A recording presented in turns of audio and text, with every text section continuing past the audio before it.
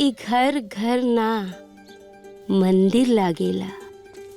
यहाँ अइला से लागेला कि अपने ही घर में आ गइल बानी। माई ई घर के अपन ही घर समझा।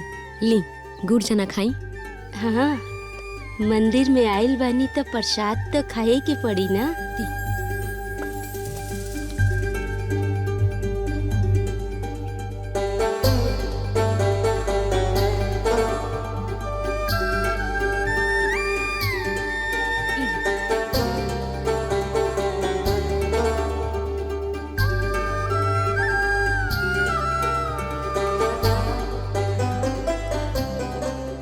बेटी के हाथ के गुड़ चना खा के पेट भर गई, आत्मा तृप्त हो गई। देख लो सावित्री, बेटी के हाथ के इतना सा गुड़ चना से ना पेट के साथ साथ आत्मा तृप्त हो गई।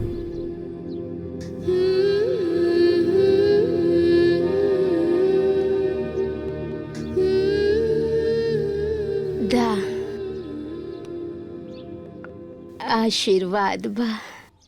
अब हम चला तनी। आई माई। माई, हाँ? एगो बात पूछी? पूछा। रउआ कहाँ रहनी? राउर कोई आश्रम बाका? हम तो भिक्षुक बानी। भिक्षुक के ना कोनो आसरा होला ना आश्रम। जे प्यार से जहाँ बसा देला ओइजे बस जाई। जे प्रेम से पुकारेला ओइजे आ जाइनी। आशीर्वाद बा।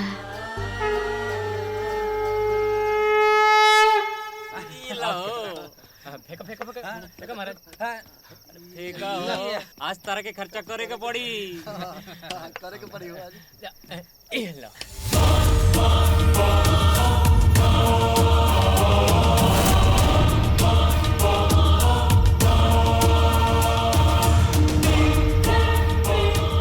तू लोग इतना पवित्र स्थान में बैठ के जुआ खेल रहल बाड़ा।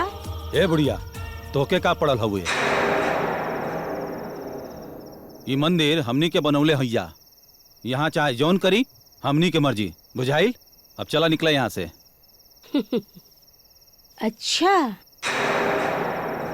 ये मंदिर तू लोग बनौले बाड़ा? हाँ। एक मंदिर बनावे में कितना समय लागेला पता हुए? एक मंदिर से कितना ऊर्जा प्रज्वलित होला पता हुए?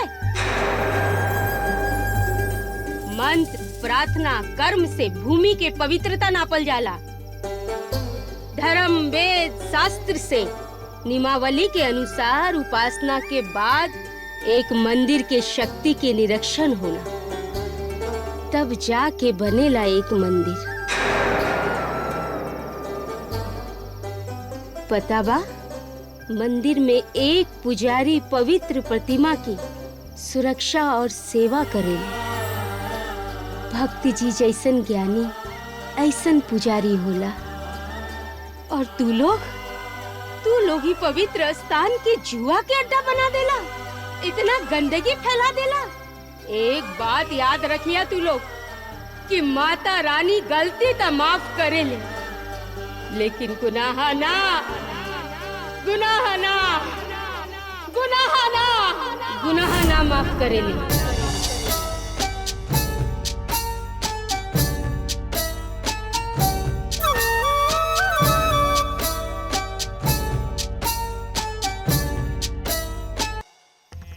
हमके लगता ई गांव में भगत जी के श्राप लगल बा और ई माई भी गुस्सा हो गई बड़ी। ना तो जब तक भगत जी जिंदा रहलन तब तक ई गांव में कोनो मुसीबत कोनो आफत ना आइल। अब भगत जी ना रहलन तो ई मुसीबत आके खड़ा हो गई। मालती चाची सही कहताड़ी। अब हमनी के प्रायश्चित यह बा कि गलती से जौन हमनी से भूल हो गई ओकर प्रायश्चित खातिर चल के भगत जी के परिवार से माफी मांगल जाए। भगत जी के परिवार माफ कर दी है तो मैया भी माफ कर दी है। आप लोगों के कार आए बा। चला चला चला चला। चाची, ए भक्तिन चाची,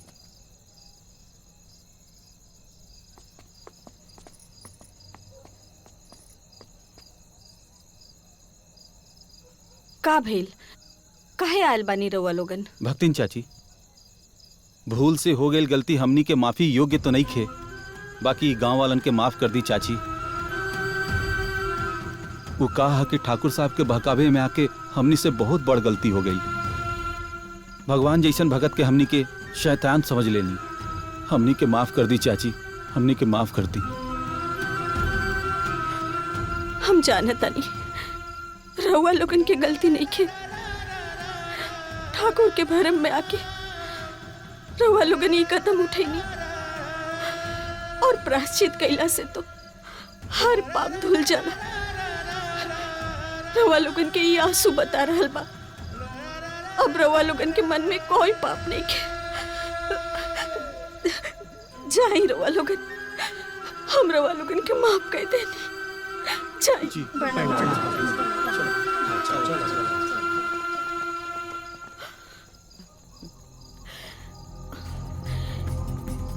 ई गांव वालन के तो हम माफ कर देनी, पर वो पापी ठाकुर के हम कबो माफ ना करब, कबो माफ ना करब। का बकवास करो ताड़ा? बकवास ना, खबर पक्का बा ठाकुर साहब। पूरा गांव वालन भगतवा के घरे गए रहे भक्तिनिया से माफी मांगे खातिर, और उ सबके माफ कई दहलस। अब सारा दोस्त के मटका रउए कपार पे फूटल बा, और उ सब गांव वालन के मती मार दहलस बुढ़िया। ठाकुर साहब पता चल गई वो बुढ़िया कहाँ रहेले। अब हमरा के जिंदा रहे खातिर वो बुढ़िया के मरल जरूरी बा। मायावी बुढ़िया, खेल खत्म।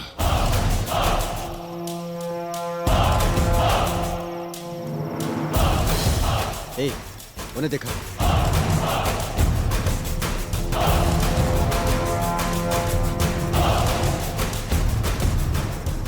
यहाँ उन्हें खे चलो।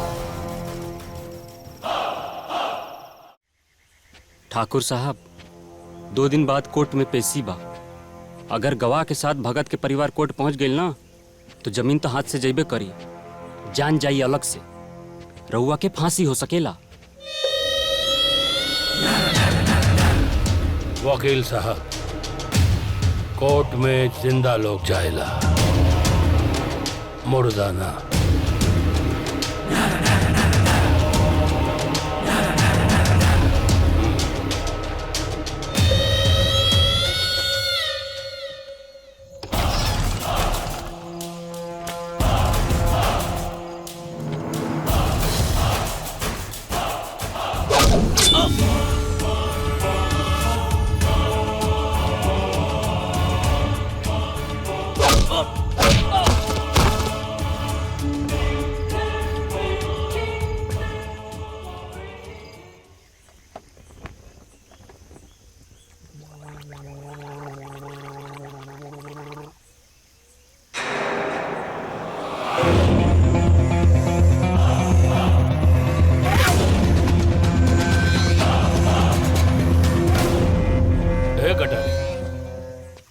ये सब का बा?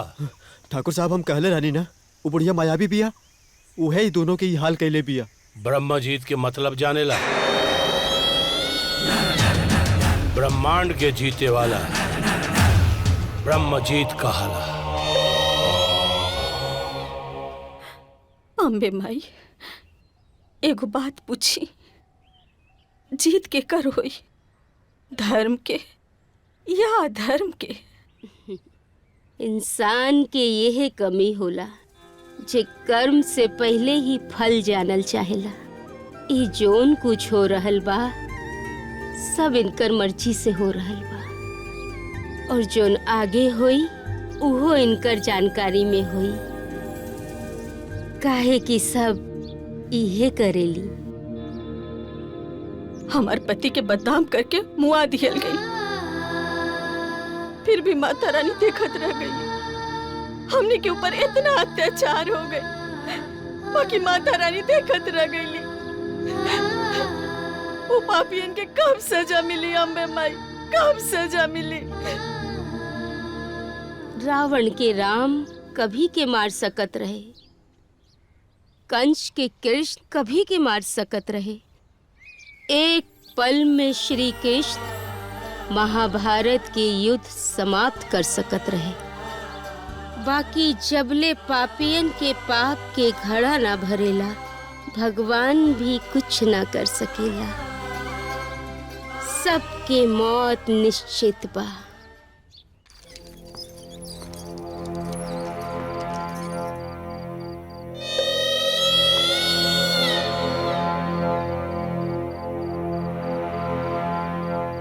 अभी व्हील चेयर केकरा खातिर? रउआ खातिर ले आयल बानी।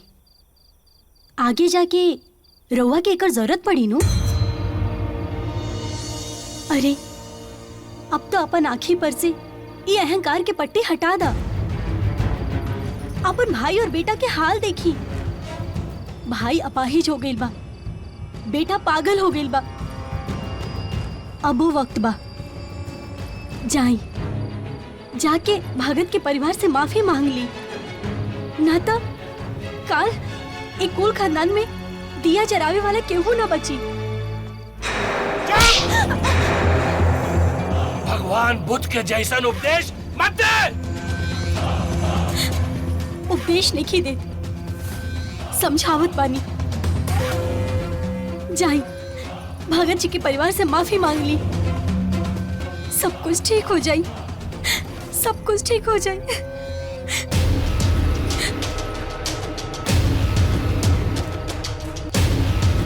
माफी तो हम ना मांगब।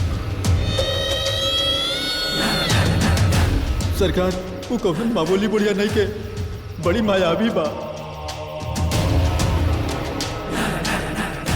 ठाकुर साहब 2 दिन बाद कोर्ट में पेशी बा।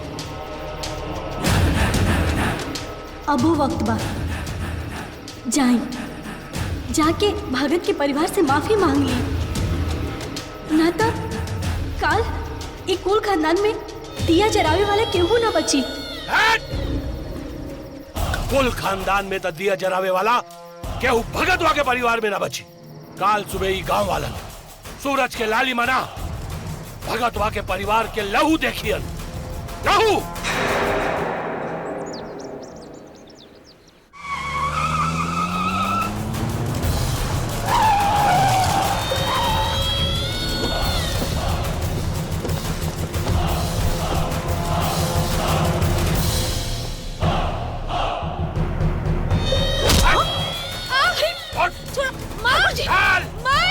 ठाकुर साहब छोड़ो हमके, छोड़िए हमारे बेटी के।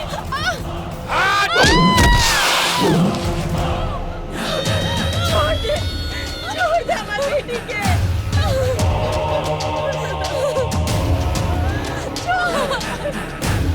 छोड़ दे। छोड़ दे, छोड़ दे।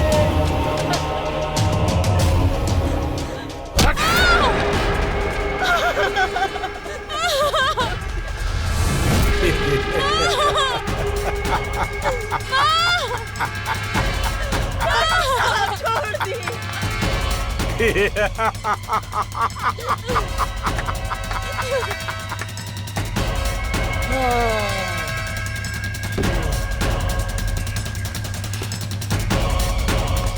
यही जगह पर तोर बाप भगतवा के मरवले रहनी।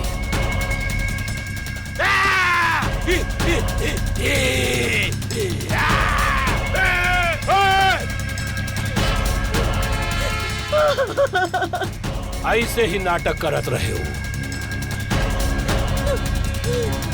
खत्म, नौटंकी खत्म।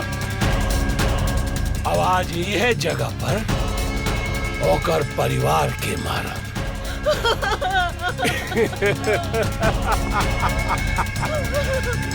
पहला बेटी के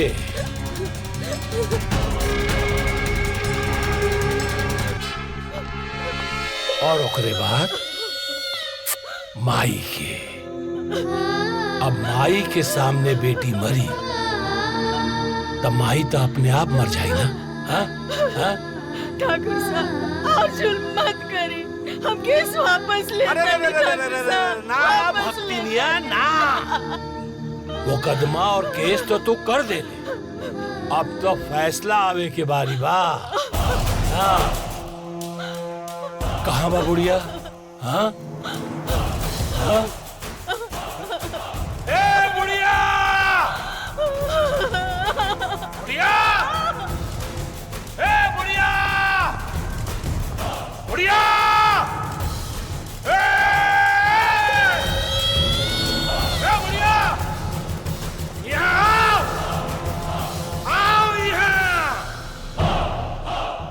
सरवा भगतवा के मर्डर के साथ साथ ई मर्डर के भी गवाही दे दी है। बुढ़िया, ए बुढ़िया,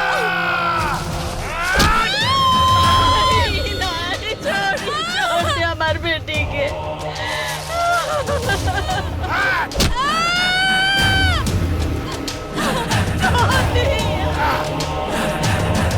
ठाकुर साहब, ना मारिए हमारी बेटी के, हमारी बेटी मर जाए। अरे मरे खातिर तो कर रहल बा। हाँ? सरवा एगो बुढ़िया के कहला से ब्रह्मजीत के डर तोहनी लोगन के अंदर से निकल गई। हाँ? डर जरूरी होला, डर जरूरी होला। हाँ?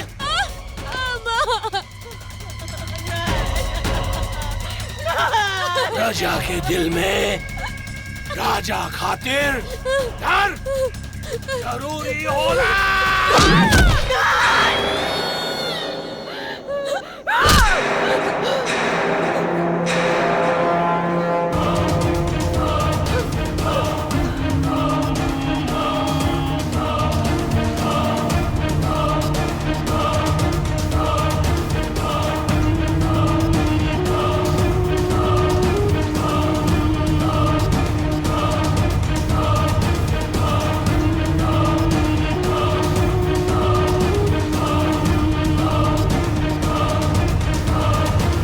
तुम्हारी आंखें के सामने हमारे पति के मांस मदिरा देवल गई, फिर भी तू चुपचाप देखत रह गई। कुछ ना कर लू। तुम्हारी आंखें के सामने हमारे पति के मार दिया गए, फिर भी तू चुपचाप देखत रह लू। कुछ ना कर लू।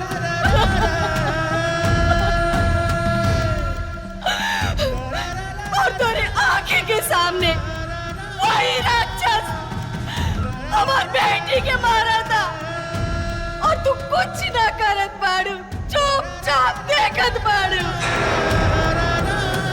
अरे धर्म के रक्षा के खातिर भगवान श्री कृष्ण भी अपन प्राण तोड़ के अपन चक्र उठा ले रहलन। तू कब अपन त्रिशूल उठाइबू? बोला, कब उठाइबू? माई, एगो बात सुन ला। आज अगर हमारी बेटी के कुछ हो गई ना, तो हम अपन घर से माता के चौकी, चौकी यही हाथ से उठा के फेंक दे, फेंक दे।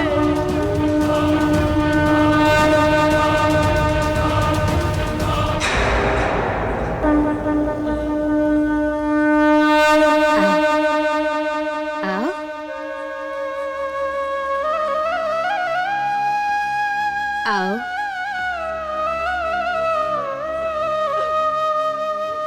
मत रो, मत रो, मत रो बेटा, सब ठीक हो जाई। हम बानी ना। आओ,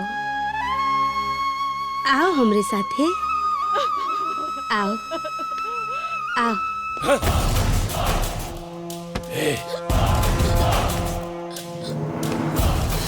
ए बेटा, अपने बाप के मर्डर के केस ना लड़बे। हाँ? हमके सजा ना दिलाइबे। बोल। देख, तोर मातारी पत्थर के मूर्ति के आगे तोर जिंदगी के भीख मांगतिया। देख, और तू यहाँ तड़प तड़प के मरत बिया। हाँ?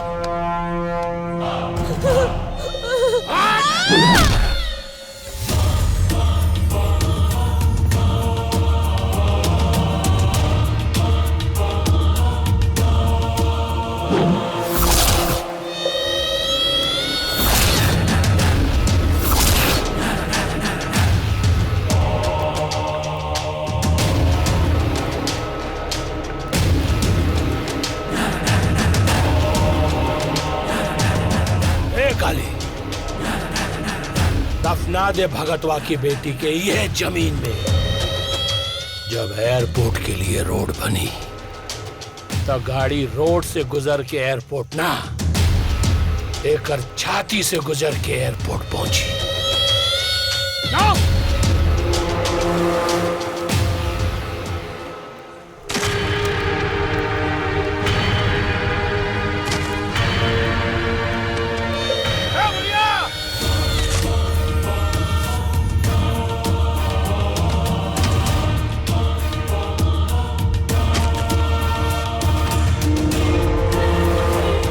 ठाकुर साहब, वो है मायावी बुढ़िया बिया। अच्छा हाँ।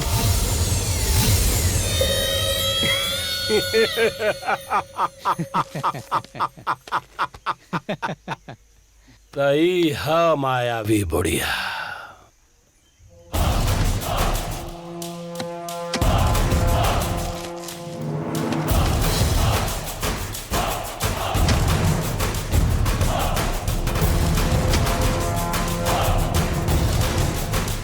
दिखाओ अपन माया, दिखाओ।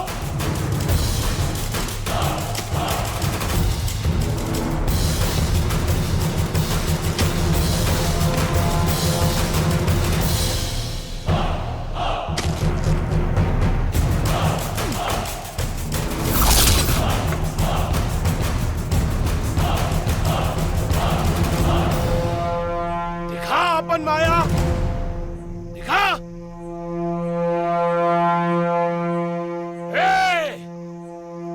बांध दे बुढ़िया के। तू हमके बंधवे? ले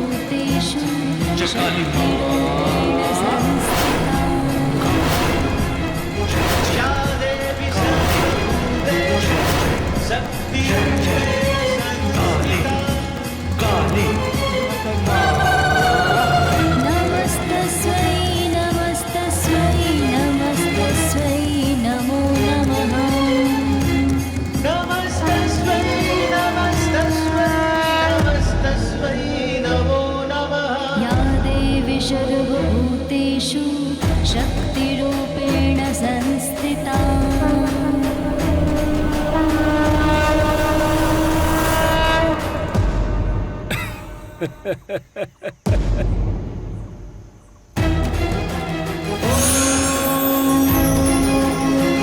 दुर्गा क्षमा शिवरात्रि स्वाहा सदा नमस्तुते।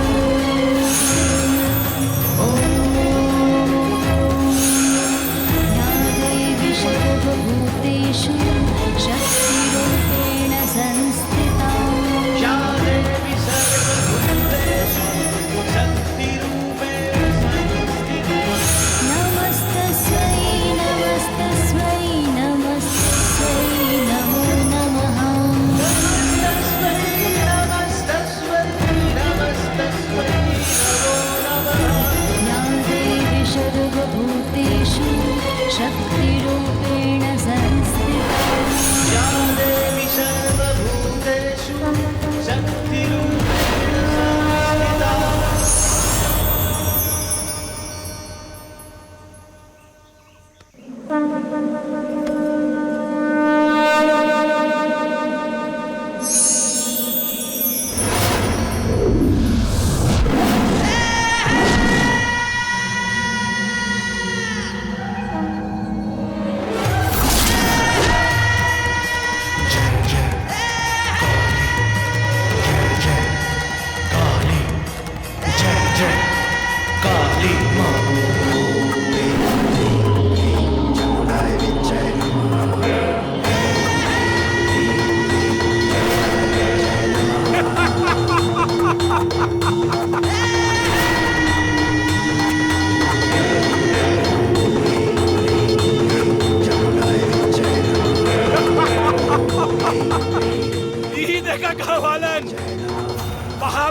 बेटी अभी नौटंकी शुरू कर देलन।